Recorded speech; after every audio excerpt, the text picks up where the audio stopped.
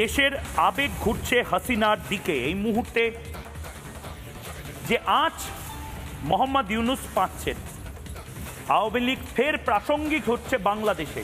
মোহাম্মদ ইউনূস এই ভয়টাই পাচ্ছিলেন। সেনাবাহিনী সমস্ত দলকে সম গুরুত্ব দিতে পারে, মোহাম্মদ ইউনূস এটা বুঝতে পারছেন, এবং এটা বুঝতে পারছেন বলেই দেখুন জেনারেল ওয়াকারের সেই ঐতিহাসিক ছবি শেখ হাসিনার সাথে 5ই আগস্টে। সেদিন জেনারেল ওয়াকার শেখ হাসিনাকে যে সময়টুকু দিয়েছিলেন, বা ভারতে শেখ হাসিনা যাতে শান্তিপূর্ণভাবে সুরক্ষিতভাবে যেতে পারে সেই সময়টুকুও দিয়েছিলেন। মোহাম্মদ ইউনূস বুঝতে পারছেন সেই সময় হয়তো মোহাম্মদ ইউনূস পাবে না, এবং ঠিক সেই জায়গা থেকে আওয়ামী লীগের নেত্রী এই মুহূর্তে আমাদের সঙ্গে রয়েছেন আয়েশা জামান শিমু।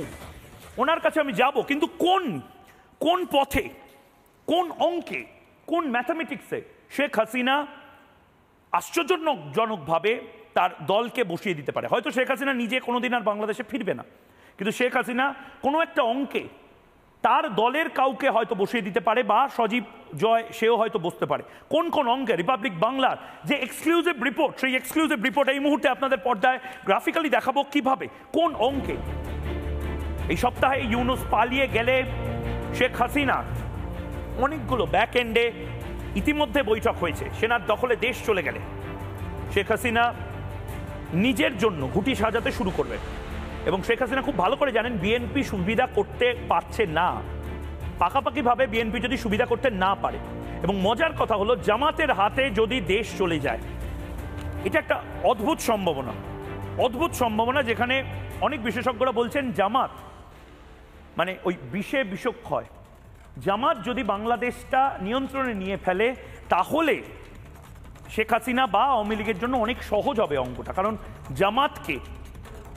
জামাতের বিরুদ্ধে খেলাটা আওয়ামী লীগের পুরনো ট্যাকটিক্স।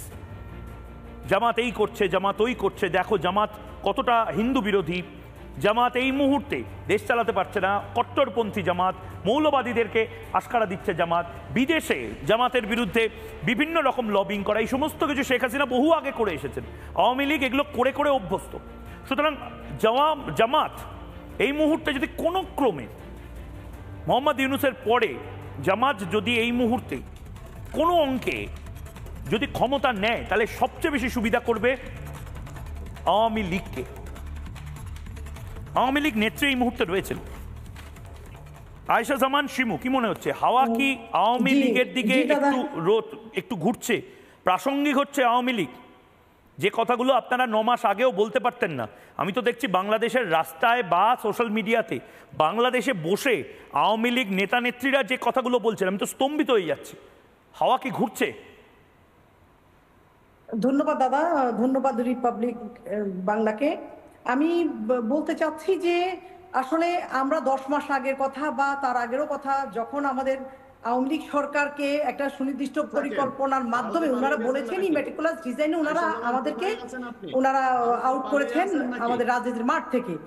তো আমি বলবো আপনাকে দাদা যে আওয়ামী লীগ 9 মাস না, আওয়ামী লীগ এখনো যদি নির্বাচন হয় এবং আওয়ামী লীগ সংখ্যাগরিষ্ঠ এবং সরকার গঠন করবে, যার কারণে তারা ফার্স্টে আওয়ামী লীগের নিবন্ধন, এখন কিন্তু শুরু হয়েছে নিবন্ধন বাতিল নিয়ে, প্রথম তারা কার্যক্রমগুলি স্থগিত করেছে। এখন তারা ইনকিলাব মঞ্চ, যেটা আপনারা ছাত্ররা, যেটা নতুন নব্য জামাত যারা চালাচ্ছে ইনকিলাব মঞ্চ, তারা বলছে যে 73 দিনের একটা আলটিমেটাম দিয়েছে তারা।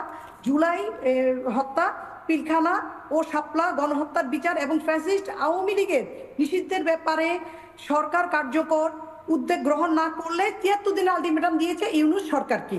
এটা হলো গতকালকে তাদের ভিউ, যে আমরা 73 দিনের আলটিমেটাম দিচ্ছি। এবং আজকে যেটা ব্যানার নিয়ে তারা আবার দাঁড়িয়েছে, সেখানে বলছে যে ইউনূসকে তারা প্রেসিডেন্ট হিসাবে দেখতে চাচ্ছে।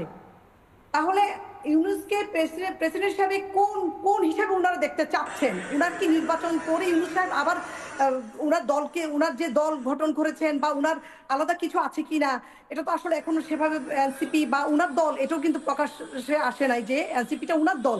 তাহলে উনি প্রেসিডেন্ট হবে কোন হিসাবে? এটা আসলে একটা বিশাল, অনেক বড় একটা বিশাল বিষয়। কিন্তু এই ব্যাপারটা কেন, এইটা আপনি কিভাবে দেখছেন? মোহাম্মদ ইউনূসের মুখের হাসি উড়ে গেছে, মোহাম্মদ ইউনূস হাসছেন না। জামাতের আমিরের সাথে যে বৈঠক, আসলে দাদা আমি বলবো জামাতের আমিরের সাথে বৈঠকটা কথা যেমনই হোক, সেটা তো উনি তো পলিটিক্যাল, ওনার তো আজকে ডেকেছেন, বিএনপিকেও ডেকেছেন, জামাতকেও ডেকেছেন, আওয়ামী লীগ ছাড়া আর বাকি 2-3টা দলকে ওনারা ডেকেছেন। তো আচ্ছা, এখন 19 উপদেষ্টার সাথে আজকে যে মিটিং তারা করেছেন, সেই মিটিংয়ে কিন্তু ওনারা ঐক্যবদ্ধ এবং সব উপদেষ্টারা বলেছে ওনারা কোনো অবস্থাতে ক্ষমতা ছাড়বে না, ওনারা অনেক দায়িত্ব নিয়ে বসেছেন, ওনাদের অনেক কাজ আছে। আসলে আমি বুঝতে পারতেছি না, আসলে ওনাদের দায়িত্ব হলো নির্বাচন দাও, নির্বাচন দিয়ে আপনারা সরে যান এখান থেকে। নির্বাচনবিহীন একটা দেশ দাদা, আপনারা জানেন না আমরা কি অবস্থায় আছি, যারা আমরা বাংলাদেশে বসবাস করছি, আমাদের জীবনের নিরাপত্তাহীনতা তো 24 ঘন্টা আমরা ভুগছি, এবং আমরা অবাক হয়ে যাচ্ছি যে আওয়ামী লীগ বলে বলে এখন আমাদের ছেলেদেরকে মারতেছে। নাকি ভারতের কোন নারীকে ময়ূক আওয়ামী লীগের নেত্রী বানিয়ে সামনে উপস্থাপন করছে? আমি দাদা আমরা বাংলাদেশে আছি, ইনশাআল্লাহ আমরা বাংলাদেশ থেকে কোথাও যাব না। বাংলাদেশ থেকে কেন আমাদের দেশে আমি যাব? এটা আমার দেশ। ভারতে পালিয়ে গেছেন নাকি ভারতের নাগরিক হয়ে ময়ূকের প্রেসক্রিপশনে এখন আওয়ামী লীগের নেত্রী সেজে এসেছেন? আমরা বাংলাদেশে আছি না, আমরা বাংলাদেশে আছি, আমরা বাংলাদেশে থেকে আমরা লড়াই করে যাব ইনশাআল্লাহ সত্য এবং ন্যায়ের পথে। এবং আমরা যে মব জাস্টিস নামে যে আওয়ামী লীগের লোকদেরকে গণহত্যা করছে 2001 থেকে আসার পরে, ওনারা 2001 এর পর থেকে ওনারা 26,000 লোক মারছেন আমাদের আওয়ামী লীগের। কিন্তু আমাদের দুর্ভাগ্য, আমাদের সেইগুলি নিয়ে কিন্তু আমরা কিন্তু আপনি তো ভারতে বসে আছেন, আমি ময়ূকের বাসায় আপনি এই সমস্ত আজে বাজে আপনি এই সমস্ত আজে বাজে কথা কেন বলছেন? বাজে কথা আমার সাথে কম বলবেন। আপনারা কথা বলুন, আমি কেন ইন্ডিয়ান নাগরিক হতে যাব? আমি বাংলাদেশে বসবাস করছি, আমি বাংলাদেশে বসবাস করছি। এবং না না না, আওয়ামী লীগ বাংলাদেশে থাকবে না কেন? আওয়ামী লীগের 90% লোক বাংলাদেশেই আছে, যেটা আপনারা জানেন না। আমরা ইন্ডিয়া যাবো কেন? আমার দেশ বাংলাদেশ, আমি একজন ফ্রিডম ফাইটার সন্তান। আমরা বাংলাদেশে থেকে আমরা ফাইট করব, এবং বাংলাদেশের জন্য যেটা ভালো হয়, বাংলাদেশের আগামী প্রজন্মের জন্য যা সুস্থকর পরিবেশ হবে, আমরা সেটা নিয়ে কথা বলবো, সেটা নিয়ে আমরা কাজ করব। আমরা কেন পালাতে যাব? শুনেন ভাই, বাংলাদেশ থেকে ইন্ডিয়া পালাবে কেন? ইন্ডিয়া পালানো কি আছে বাংলাদেশ থেকে? আমি যদি কারাপশন করি, গণহত্যা চালিয়েছিলেন, কেন আমরা পালাবো? আমরা এখনো বাংলাদেশে আছি। তাহলে 3,000 অভিযুক্ত 3,000 পুলিশের প্রাণ যে মারছে, সেটা হত্যা হতো, সেটা হত্যা বিচার করতে হবে। হত্যা করেছিলেন ভারতের প্রেসক্রিপশনে। 24-এর গণ অভ্যুত্থানে 2,000-এর অধিক মায়ের সন্তানকে হত্যা করেছেন সেটা আমরা জানি। মেটিকুলাস ডিজাইনে কিভাবে হত্যাটা হয়েছে সেটা সবাই জানে। আরে ভাই, আপনাদের বৈষম্যবিরোধী ছাত্র আন্দোলন ছেড়াই করতেছে। বলুন আপনাদের কেন দেশে ফিরে আসতে না, উনি পারে না? পালিয়ে যায় নাই, অসম্ভব। উনি দেশের স্বার্থে, জনগণের স্বার্থে উনি লাশ দেখতে চায় না, উনি চলে গেছেন। আপনারা ভারতের নাগরিক, ভারতে চলে গেছেন। বাংলাদেশের নাগরিক আপনারা নয়, ময়ূকের বাড়িতে থাকেন। আমরা বাংলাদেশের নাগরিক, আমরা বাংলাদেশে আছি ভাই, মোদির বাড়িতে থাকেন। আমরা বাংলাদেশে আছি, বাংলাদেশে থাকবো ইনশাআল্লাহ। বাংলার মাটিতে যদি আমাদের কবর হয়ে দাফন হয়, আমরা সে বাংলাদেশে বসবাস করবো। কেন আমার দেশ ছেড়ে আমি পালানোর মতো কাজ করি নাই। আপনাদের মতো আর গণহত্যার কথা বলছেন যে আপনারা গণহত্যার কথা কি বলছেন? আপনারা করছেন গণহত্যা, এবং আপনার ইউনুস সাহেব কি কিন্তু বলছেন মেটিকুলাস ডিজাইনে, কিন্তু এটা মেটিকুলাস ডিজাইনে আপনারা সেখানে এই প্ল্যান করে এই হত্যাগুলি করছেন ছেলেদেরকে। তাহলে কেন পোস্টমর্টম হলো না? আমরা চাই সঠিক বিচার হোক, প্রত্যেকটা বিচার, না প্রত্যেকটা হত্যার বিচার হবে ভাই। আমাদের প্রত্যেকটা জিনিস ক্লিয়ার করে আসতে হবে।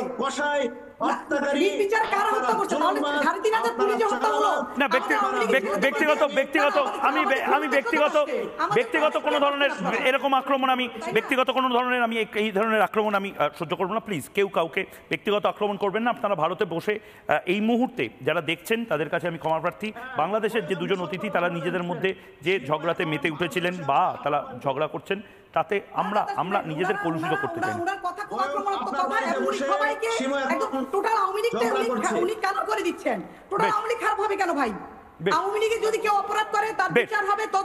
একদম আমি দুজনকে, ইউনুসপন্থী এবং ইউনুস বিরোধী যে দুজন রয়েছেন বাংলাদেশ থেকে, আমি দুজনকেই আমি অনেকক্ষণ স্পেস দিয়েছি ঝগড়ার, আমি অনেকক্ষণ স্পেস দিয়েছি বিতর্কের। আমি আপনাদের থামাচ্ছি। আমি বিমল সংঘ।